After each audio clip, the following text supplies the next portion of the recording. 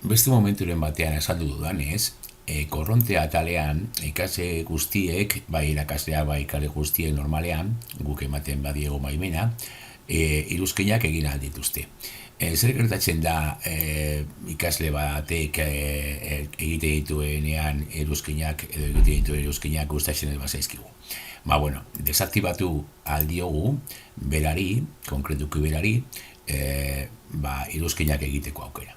Horretarako adibidez, korrontean jartzen bagara, hemen ikasle zerobik egin du iruzkin bat, laun hau ezai gustatzen, jarri aldiogu jartzen bagara 3 puntuetan eta klik egiten badugu, hemendik ezabatu aldugu iruzkin hori, edo desaktibatu aldiogu aukera hori ikasle zerobi. Hemendik bertatik sakatzen badugu, desaktibatuko diogu.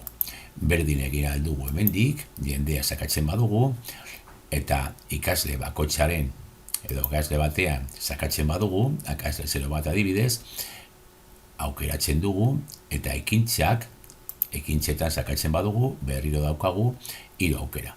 Bidali mezu elektroniko bat ikasle horri, kendu ikasle hori, gelatik, edo desaktibatu iruzkinak eta argitalpenak egiteko aukera.